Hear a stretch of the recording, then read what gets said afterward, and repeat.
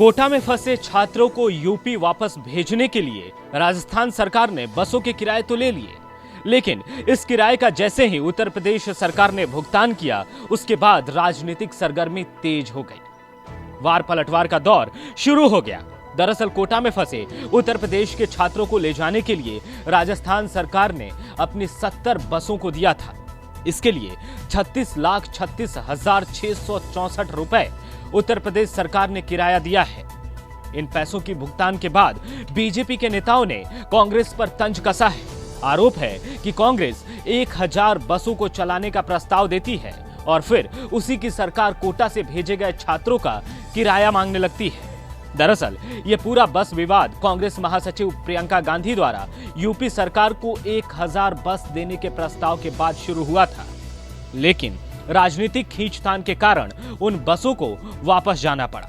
UP सरकार के अनुसार 1000 बसों की जो लिस्ट सौंपी गई थी, उसमें कई ऑटो और एम्बुलेंस के नंबर थे, जिसके कारण कांग्रेस द्वारा भेजे गए बसों को चलाने का परमिशन नहीं मिला। मजदूरों के नाम पर हुए इस सियासी खेल में किसी को कोई फायदा नहीं हुआ, बस मजदूर बसों की ओर ताकते रह गए। लेकिन एक बार फिर बस पॉलिटिक्स सुर्खियों में है। कांग्रेस और बीजेपी आमने सामने है। स्टूडेंट आपके उत्तर प्रदेश पहुंच गए, वो स्टूडेंट थे और उसके लिए हमने कोई पैसा मांगा नहीं, आपके यहां से ही आया कि हमें डीजल डलवा दीजिए। तो ये जो परिवहन निगम दोनों आपस में एक दूसरे के डीजल डलवाते हैं तो एक दूसरे को पैसा देते हैं। आपने पैसे के लिए कहा कि हमें डीजल डलवा दीजिए, डीजल का पैसा उन्होंने वहां चुका दिया। दरअसल राजस्थान के कोटा में कई राज्यों के हजारों छात्र लॉकडाउन की वजह से फंस गए थे। उन्हें वापस बुलाने के लिए राज्य सरकारें अपने बसें कोटा भेज रही थी।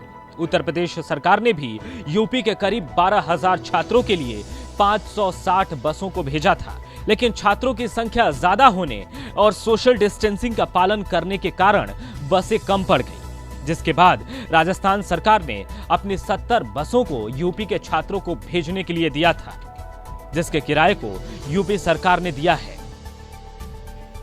बीजेपी ने राजस्थान की कांग्रेस सरकार पर यह भी आरोप लगाया कि कोटा गई यूपी की कुछ बसों में डीजल कम पड़ गया था, तो रात में राजस्थान के पेट्रोल पंप से डीजल भरवाना पड़ा था और रातों रात यूपी रोडवेज से 19 लाख पेमेंट करने के बाद ही राजस्थान सरकार ने बसों को रवाना होने दिया था।